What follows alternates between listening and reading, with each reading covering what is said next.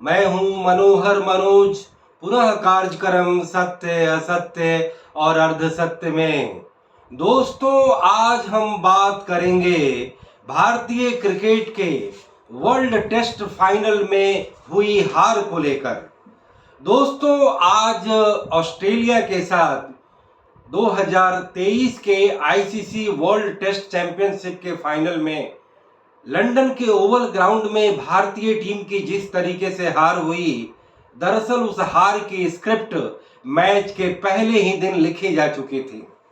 दोस्तों, आज हुई इस हार ने इस बात पर बहुत बड़ा सवाल उठाया कि क्या भारतीय क्रिकेट सचमुच में दुनिया की महाशक्ति थी? क्या भारतीय क्रिकेट, जो पिछले करीब 2 दशक में अपने रेवेन्यू, अपने पैसे और कुल मिलाकर के क्रिकेट के एक इंडस्ट्री, एक पैशन और एक इंडियन के 140 करोड़ पॉपुलेशन के एक लाइफ स्टाइल को लेकर के जिस तरीके से पूरी दुनिया में एक स्पोर्ट्स इकोनॉमी, एक क्रिकेट कॉर्पोरेट कॉम्बो सिस्टम की जो बात हो रही थी, आज उस सिस्टम पर वर्ल्ड टेस्ट फाइनल में हुई हार ने एक करारा तमाचा लगाया है। दोस्तों, भारतीय क्रिकेट टीम की इस वर्ल्ड टेस्ट चैंपियनशिप में हुई हार यह कोई पहली नहीं है। पिछले साल भी ठीक इसी चैंपियनशिप के फाइनल में पहुंचने के बाद भारतीय टीम की न्यूजीलैंड के हाथों करारी शिकस्त हुई। ठीक उसके और पहले जाएं तो इसी लंदन में 2019 में हुई वर्ल्ड क्रिकेट वनडे चैंपियनशिप में भी, आईसीसी का जो वनडे क्रिकेट का जो टूर्नामेंट है, उसमें भी वह टीम जो है सेमीफाइनल में हार गई थी। कुल मिलाकर के पिछले 10 सालों में 2013 के भारत में हुए वर्ल्ड 2011 में हुए आईसीसी ओडीआई चैंपियनशिप में हुई जीत के बाद भारतीय क्रिकेट टीम आईसीसी के किसी भी कप के लिए एक तरह से तरस रही है। चाहे वो T20 हो, चाहे वो वनडे मैचेज हो, चाहे वो टेस्ट मैचेज हो, या रीजनल लेवल पे जितने बड़े टूर्नामेंट हों। कुल मिलाकर के केवल पैसा कमाने की बनी हुई लीग, इंडियन पैसा लीग, जिसे मैं आईपीएल के बजाय इंडियन पैसा लीग कहना चाहूंगा, केवल पूरी दुनिया में उसकी चर्चा छाई हुई है कि कैसे भारत में इस आईपीएल टूर्नामेंट के जरिए अरबों रुपए का वारा न्यारा होता है। देश के बड़े कॉरपोरेट ने अपनी फ्रेंचाइजी खरीद करके क्रिकेट का कारोबार कर रहे हैं और भारतीय क्रिकेट ग्राउंड में जो कहीं ना कहीं बैट्समैन फ्रेंडली होता है, छोटी बाउंड्री के जरिए एंटरटेनमेंट का मैच एक तरह से ज्यादा बनाया जाता है, वास्तव में भारतीय सरजमी से क्रिकेट की वो बड़ी प्रतिभाएं नहीं निकल पा रही। बैट्समैन में तो चलिए भारत में एक से एक बैट्समैन होते हैं, लेकिन वह विदेशी पिचों पर, तेज और सिम वाली पिचों पर वह भी बहुत ज्यादा सफल नहीं हो पाते। भारत से इतने प्रयासों के बाद भी वर्ल्ड क्लास तेज गेंदबाज अभी तक नहीं निकल पाए। यह स्पिन की सरजमी, जो अगर स्पिनर्स जो यहाँ एक दो पैदा भी हुए हैं, वह केवल देश के मैदानों में विकेट ले पाते हैं। तो कुल मिलाकर के एक बहुत बड़ा सवालिया निशान न केवल इस भारतीय टीम के आज हुई हार के बाद उभरा है, बल्कि वह निशान पहले भी था। यह ठीक है कि पिछले 10, 15 या 20 सालों में हमने अपने दुनिया की एक बड़ी मजबूत टीम ऑस्ट्रेलिया की, जिसके हाथों आज वर्ल्ड टेस्ट चैंपियनशिप के फाइनल में हम हार गए, उसके साथ द्विपक्षीय टेस्ट मुकाबलों में हमारी कभी कभार जीत होती रही है और उसमें हमने ऑस्ट्रेलिया को ऑस्ट्रेलिया के मैदान में लगातार पिछले 2 बार से हम हरा रहे हैं। लेकिन क्या होता है कि जब हम किसी भी आईसीसी चैंपियनशिप के एक तरह से नॉकआउट लेवल पर जब हम पहुंचते हैं, सेमीफाइनल में पहुंचते हैं, फाइनल में पहुंचते हैं, तो भारतीय क्रिकेट टीम की जो फंडामेंटल कमजोरी है वह सामने आ जाती है। हमारी जो कमजोरी है, न केवल तेज गेंदबाजी में कमजोर होना है, न केवल हमारे पास विदेशी पिचों पर और फास्ट पिचेज पर अच्छे खेलने वाले बैट्समैन का भाव होना है, न केवल अच्छे ओपनर जो बैट्समैन है, जो टेस्ट के हिसाब से अलग, वनडे के हिसाब से अलग और T20 के हिसाब से अलग खेलते हो, इस तरीके का हम नहीं बना पाए। और कुल मिलाकर के भारतीय क्रिकेट टीम में, भारतीय देश में यह क्रिकेट इस तरीके से कारोबार बन चुका है जहां इतना ज्यादा पैसे का आगमन हो रहा है, चाहे वो इंडोर्समेंट के जरिए हो, चाहे वो कॉन्ट्रैक्ट फी के जरिए हो या तमाम अन्य तरीके से हो कि अब सारे खिलाड़ी एक तरह से कैरिड अवे हो गए हैं। ठीक आईपीएल मैच के बाद इस वर्ल्ड टेस्ट चैंपियनशिप के आयोजन का कोई मायने इसलिए नहीं रह जाता कि सारे क्रिकेट खिलाड़ी ताबड़तोड़ T20 के मैच से खेलकर सीधे जो है लंदन में वर्ल्ड टेस्ट चैंपियनशिप के फाइनल में पहुंचते हैं। न जाने इस चैंपियनशिप से न केवल भारतीय टीम की फंडामेंटल कमजोरी साबित हुई है, भारतीय क्रिकेट टीम के नेतृत्व पर बहुत बड़ा फंडामेंटल सवाल आया है, भारतीय टीम के कोचिंग पर बहुत बड़ा सवाल आया है, बल्कि सवाल यह भी उभरा है कि हम अपने फंडामेंटल्स को मजबूत करने के लिए कम से कम शनही सनही या सीढ़ी दर सीढ़ी ही आगे क्यों नहीं बढ़ते हैं। क्या वजह है कि आज तेज गेंदबाज के नाम पर भारत में कोई भी वर्ल्ड क्लास बॉलर नहीं है। एकमात्र बॉलर वर्ल्ड क्लास हमारे पास बुमराह है, जबकि अन्य देशों के पास बुमराह की तरह तीन तीन गेंदबाज करीब करीब सब देश में, चाहे ऑस्ट्रेलिया हो, इंग्लैंड हो, पाकिस्तान हो, साउथ अफ्रीका हो, वहां पर आपको बुमराह की तरह तीन तीन वर्ल्ड क्लास के गेंदबाज आपको मिलेंगे। यह ठीक है कि शमी या उमेश यादव या कुछ और भी विगत में ईशांत शर्मा या भुवनेश्वर कुमार ऐसे ऐसे बॉलर जरूर आए, लेकिन उनकी छाप इतनी नहीं छूट पाई कि वो वर्ल्ड क्लास बॉलर कहला सकें। मैं अभी भी मोहम्मद शमी को भी full fledged world class test bowler मैं उन्हें नहीं मानता, वो आधे बॉलर ही मैं उन्हें मानता हूं। और जो खिलाड़ी सफल होते हैं वो बड़ी ही जल्दी आत्ममुग्ध हो जाते हैं, या तो उनके पास इतना पैसा आ जाता है या उनके सिलेक्शन की इतनी सिक्योरिटी आ जाती है कि कहीं से भी उनमें वो कैरेक्टर नहीं दिखाई पड़ता। आज राहुल द्रविड़, जिनका बहुत ज्यादा नाम हो रहा था कि वह इंडिया की बी ग्रेड की टीमें बना रहे हैं, बहुत सारे यंग टैलेंट को लेकर आए, लेकिन मैंने राहुल द्रविड़ का पूरा उनके प्लेइंग जो उनकी हिस्ट्री है उनका मैंने पूरा करियर का एक एक मैच देखा है। राहुल द्रविड़ भले ही धीमे गति से खेलने वाले एक बड़े ही technical so called technical batsman जरूर थे, लेकिन राहुल द्रविड़ माफ कीजिए कभी भी कोई एक बड़े कैरेक्टर नहीं थे। राहुल द्रविड़ के खाते में भारतीय क्रिकेट टीम के लिए किसी भी मैच को जिताने का कोई भी एग्जाम्पल नहीं दिखाई पड़ता। यह ठीक है कि दोस्त उन्होंने उतनी लंबे अपने इनिंग में, अपने कैरियर में उन्होंने दो बड़ी इनिंग खेली थी, एक कलकत्ता में और दूसरी एडिलेड में, जिसमें दोनों में उन्होंने दोहरा शतक बनाया था और भारतीय टीम को बचा करके एक तरह से जीत की दहलीज पर पहुंचाया था। लेकिन किसी भी हार के जबड़े से छीन करके उसे जीत में परिवर्तित कर देना या अकेले अपने बल पर किसी मैच को बचाना या किसी मैच को जिताना, वह कैरेक्टर राहुल द्रविड़ नहीं थे। दुनिया के सबसे अजीम बल्लेबाज, जिन्हें मैं उन्हें बैटिंग का शोमैन मानता हूं, सचिन तेंदुलकर, वह भी कोई बहुत बड़े मैच विनर नहीं थे, कहीं ना कहीं मेंटल प्रेशर में आया करते थे। कुल मिलाकर के राहुल द्रविड़ की कोचिंग पर एक बहुत बड़ा सवाल उठा कि अगर वह कोच में नहीं भी रहते तो भारतीय क्रिकेट टीम के प्रदर्शन पर कोई असर नहीं पड़ता।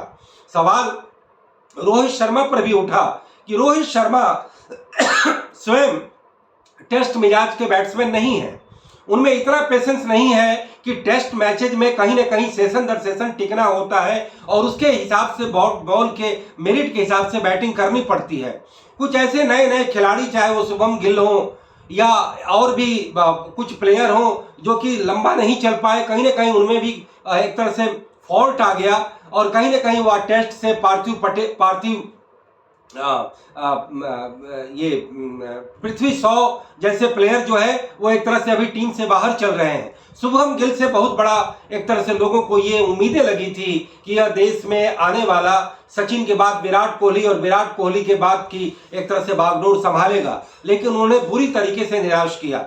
हमारे वर्ल्ड टेस्ट चैंपियनशिप के पहले ही दिन इतनी बड़ी गलती की टॉस जीत करके कमजोर से कमजोर टीम भी पहले बैटिंग चुनती है, लेकिन हमने इस तरीके से बॉलिंग चुना मानो कि हमारे पास कोई पेस बैटरी हो वेस्ट इंडीज की तरह या ऑस्ट्रेलिया की तरह या पाकिस्तान की तरह। हमें मालूम था कि बुमराह नहीं खेल रहे हैं, इन बॉलरों के बदौलत हम जो है वो एक तरह से उनके बल्लेबाजों को नहीं आउट कर पाएंगे।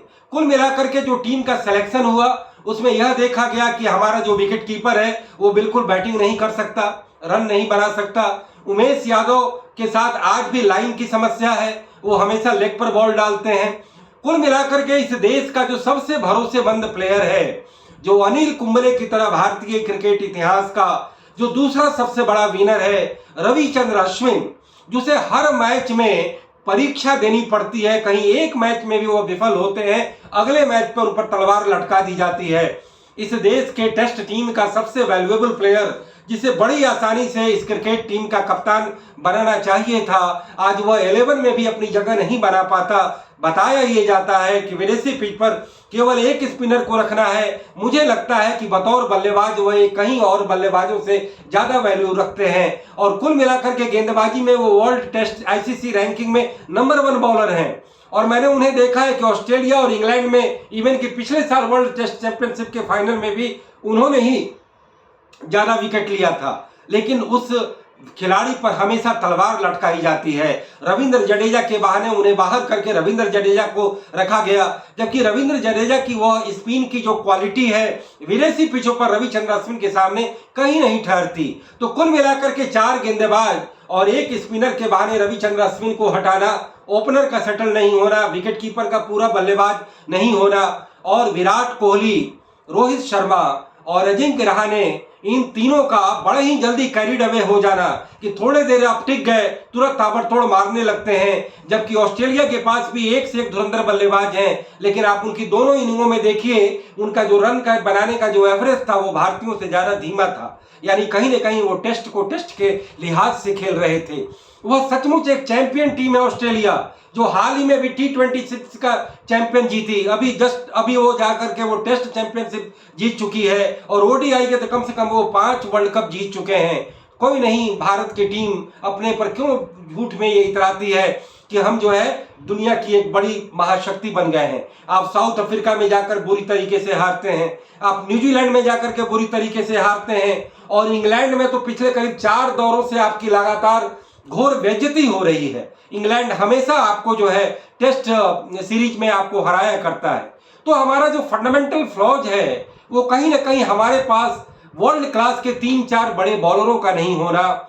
हमारे पास जो बैट्समैन है उसमें विराट कोहली जरूर टेस्ट मिजाज के प्लेयर हैं और इस मैच में रविंद्र रहाणे की वापसी हुई, लेकिन रहाणे की इतनी भी वापसी नहीं हुई कि उन्हें एक बड़ा कैरेक्टर की संज्ञा दी जाए। आज वो लंबी इनिंग खेल सकते थे, या पहली इनिंग में चलिए वो अनप्लेएबल बॉल था, लेकिन इस इनिंग में अगर हम बात करें तो रोहित शर्मा, विराट कोहली और अजिंक्य रहाणे और रविंद्र जडेजा भी, इन चारों के शॉट सिलेक्शन बिल्कुल गलत थे। वो कोई अनप्लेएबल डिलीवरी नहीं थी, लेकिन वो आउट हुए। तो कुल मिलाकर के पूरी क्रिकेट टीम का टेम्पो जो है वो एकदम छत विक्षत हो चुका है। कोच जो है कहीं ना कहीं कोई कैरेक्टर नहीं है और भारतीय टीम में अभी वो कैरेक्टर नहीं है। विराट कोहली अब ओल्ड हॉर्स हो चुके हैं। आज की हार के बहाने हम पिछले 2 दशक के भारतीय क्रिकेट टीम के प्रदर्शन पर नजर डालते हैं तो मुझे केवल 3 कैरेक्टर दिखाई देता है। एक तो भारतीय टीम को एक तरह से पहली बार एक तरह से रोरिंग स्टाइल में ले आने वाले, जो भारतीय टीम हमेशा ही बुझी निगेटिव और एक तरह से पैसिव और बिल्कुल ही डिफेंसिव टीम हुआ करती थी। आज गावस्कर बड़ी बड़ी टिप्पणियां करते थे, लेकिन डिफेंसिव क्रिकेट शैली के सबसे बड़े चैंपियन वही थे अपने समय में। कपिल देव आए तो भारत के क्रिकेट टीम का चाल ढाल और रंग रूप बदला। उसके बाद सारे जो है वो कन्वेंशनल कैप्टन हुए। भारत में हमेशा बॉलरों की कमी रही, लेकिन सौरव गांगुली ने आकर के भारतीय टीम का पूरा नक्शा बदला और जवागल श्रीनाथ, वेंकटेश प्रसाद, जहीर खान जैसे तेज गेंदबाजों को उभारा, जो कि भारत में पहले बिल्कुल तेज गेंदबाज नहीं होते थे। कपिल देव के अलावा बड़े ही पैचेज में थोड़े थोड़े चेतन शर्मा, करसन घावड़ी जैसे गेंदबाज जरूर हुए, लेकिन सौरव गांगुली ने फंडामेंटल्स पे काम किया और मिडिल ऑर्डर की जो उनके समय जो बैट्समैन थी वो वर्ल्ड की अब तक की सबसे मजबूत बैटिंग लाइनअप थी। लेकिन महेंद्र सिंह धोनी, फिर सौरव गांगुली के बाद दूसरा कैरेक्टर पैदा होता है, वो महेंद्र सिंह धोनी। महेंद्र सिंह धोनी टीम में बेस्ट प्लेयरों को ले आना, सारे प्लेयरों से ज्यादा अच्छा खिलवाना या नए नए उभरते गेंदबाजों को मौका देना पे बजाय महेंद्र सिंह धोनी किसी भी तरीके के प्लेयर को लाकर केवल अपने जीवट के बल पर, अपने पर्सनल परसिवरेंस के बल पर कि वो अंतिम तक फाइट करना, हर परिस्थिति में चाहे टीम को डिफेंस दिलाना हो, टीम को ऑफेंस दिलाना हो, टीम को टेस्ट मैचेज में हो, ओडीआई मैचेज में हो, T20 मैचेज में हो, अपने स्ट्रेटेजिक तरीके से और अपने सॉलिड एक तरह से फिनिशिंग कैरेक्टर की वजह से भारतीय क्रिकेट टीम के एक बड़े नाम बने। और कहीं ना कहीं महेंद्र सिंह धोनी न केवल भारत के बल्कि पूरी दुनिया के एक बड़े कैरेक्टर साबित हुए। लेकिन in the course of time जहां महेंद्र सिंह धोनी 2011 का वर्ल्ड कप जीतते हैं, उसके ठीक बाद इंग्लैंड में उनकी बुरी तरीके से 4-0 से टेस्ट सीरीज में हार होती है। फिर जो है ऑस्ट्रेलिया में 4-0 से उनकी एक तरह से टेस्ट में हार होती है। और बाद में जब आईपीएल मैच का जब चलन शुरू होता है तो महेंद्र सिंह धोनी आईपीएल, भारत के इंटरनेशनल मैचेज के बजाय अपना पहला प्यार वो आईपीएल को बना देते हैं। और आईपीएल में जो महेंद्र सिंह धोनी का जो कैरेक्टर दिखा, जो पिछले 13-14 सालों से लगातार जारी है, इस बार भी उन्होंने अपनी टीम चेन्नई को चैंपियन बनाया। उस तरीके का कैरेक्टर महेंद्र सिंह धोनी इंडिया के इंटरनेशनल मैचेज में नहीं दिखा पाए। यह बात सही है कि वो ओडीआई, टेस्ट और टी20 में भारत को चैंपियन बनाने वाले जरूर हैं, लेकिन फंडामेंटली भारतीय क्रिकेट टीम इतनी भी अजेय नहीं हुई जिसके लेकर के हम इतरा सकें। और महेंद्र सिंह धोनी ने बेशक आईपीएल के अपने कैप्टन के रूप में, चेन्नई के रूप में जो उन्होंने जज्बा, जीवट और जो जोशो खरोश दिखाया, दुर्भाग्य से वो भारत के इंटरनेशनल मैचेज में नहीं दिखा पाए, बावजूद इसके कि उन्हीं को क्रेडिट जाता है भारत के तीनों आईसीसी चैंपियनशिप जिताने का। भारतीय क्रिकेट टीम में तीसरा कैरेक्टर जो पैदा होता है वह है विराट कोहली।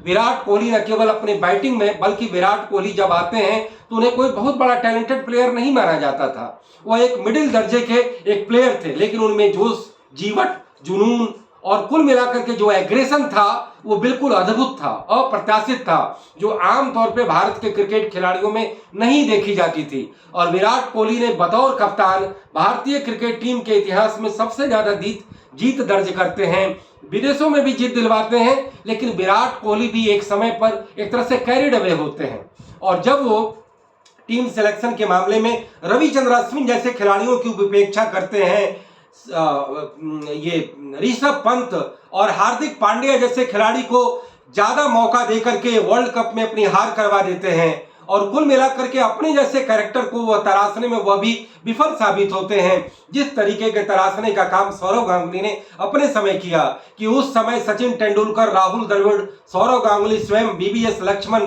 वीरेंद्र सहवाग, युवराज सिंह, महेंद्र सिंह धोनी और मोहम्मद कैफ जैसे बड़े बल्लेबाजों को उन्होंने तराशा। और वह बैटिंग लाइनअप एक तरह से वह भी एक बैटिंग बैटरी थी जो दुनिया में अद्भुत थी। लेकिन उस समय भी हमारी बॉलिंग कमजोर हुआ करती थी।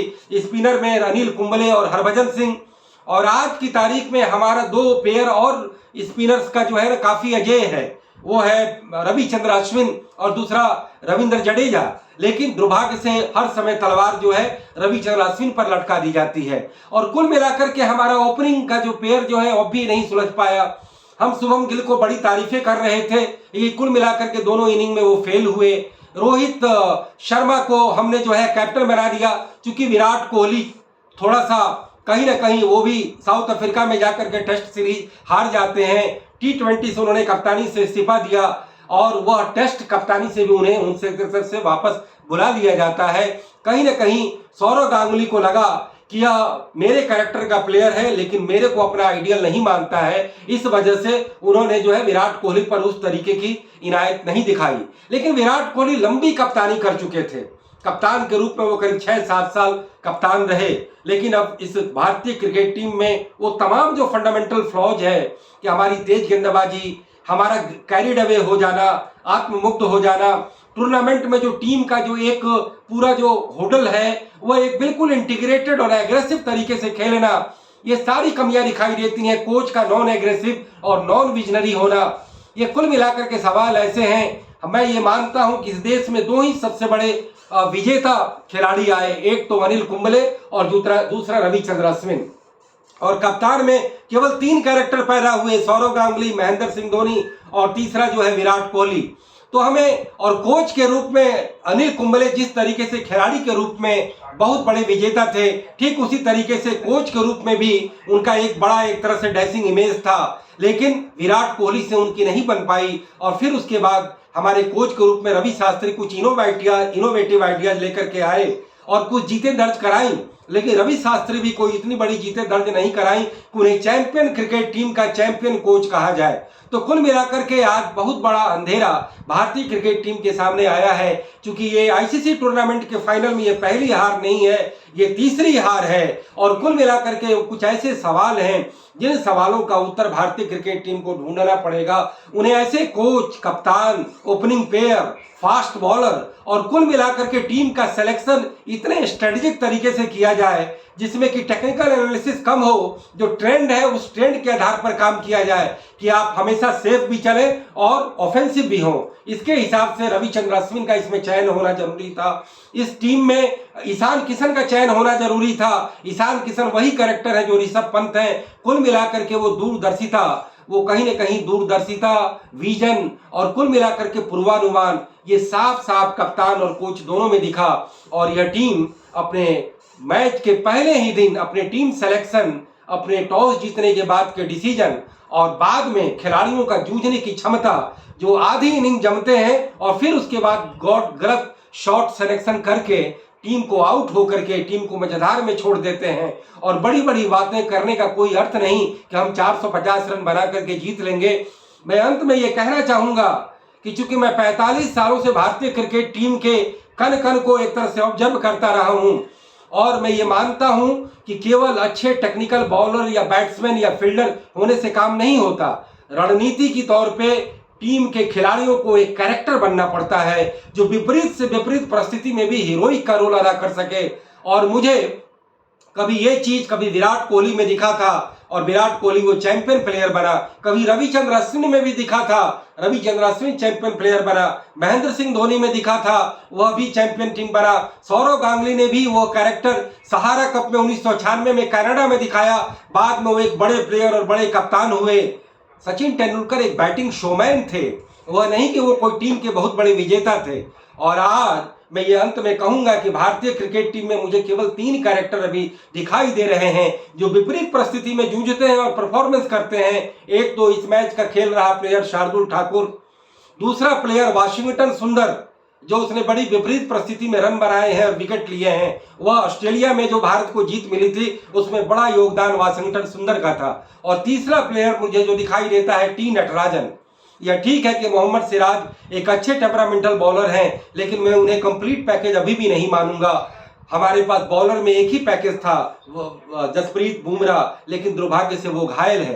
फिर हम किस बात पर ये इतराते हैं कि हमारा बेंच स्ट्रेंथ बहुत ज्यादा है। ऑस्ट्रेलिया एक छोटा मुल्क, केवल 3 करोड़ आबादी का मुल्क, और वो बड़े बड़े चैंपियन बॉलर बैट्समैन पैदा करता है। हमारे पास ऐसा नहीं है कि ये बैटिंग का देश है, तो हमारे पास बिल्कुल इंटरनेशनल ग्लोबल प्लेयर हैं जो विदेश की फास्ट पिचेस पर खेल सकते हैं, जैसे कि सचिन तेंदुलकर, राहुल द्रविड़ और बीवीएस लक्ष्मण खेला करते थे, या एशियन डॉन ब्रैडमैन अपना वीरेंद्र सहवाग खेला करते थे।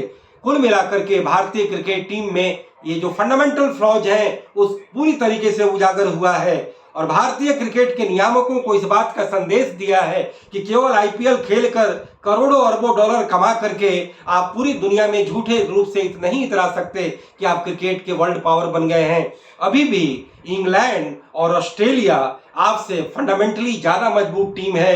इवन कि आपका पड़ोसी मुल्क पाकिस्तान में जितने बड़े क्लास के फास्ट बॉलर पैदा होते हैं उतना अच्छे बॉलर आप नहीं पैदा कर पा रहे हैं। और कुल मिलाकर के जो हमारा जो लास्ट फ्रंटियर है वो आज भी कई सारा है। एक तो आईसीसी टूर्नामेंट में हम नहीं जीत पा रहे हैं, एक वो, दूसरा हम इंग्लैंड में सीरीज नहीं जीत पाते, अब हम न्यूजीलैंड में सीरीज नहीं जीत पाते, अब हम साउथ अफ्रीका में भी सीरीज नहीं जीत पाते। तो कुल मिलाकर के सवाल ये है, विराट कोहली एक जरूर सबसे बड़े फाइटर प्लेयर हैं, लेकिन अब उनकी भी चमक फीकी पड़ रही है। हमें आने वाले दिनों में न केवल बड़े योद्धाओं की तलाश है बल्कि उन कैरेक्टर की तलाश है जिन कैरेक्टर की वानगी मैंने अभी बताया जो 3 खिलाड़ियों में दिखी है।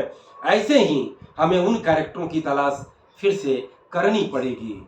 इसी नोट के साथ मैं अपनी ये बात समाप्त करता हूँ। फिर किसी मुद्दे पर, फिर किसी सवाल पर पुनः बात होगी। इजाज़त दीजिए। नमस्कार, जय हिंद, गुड बाय, शब बखैर।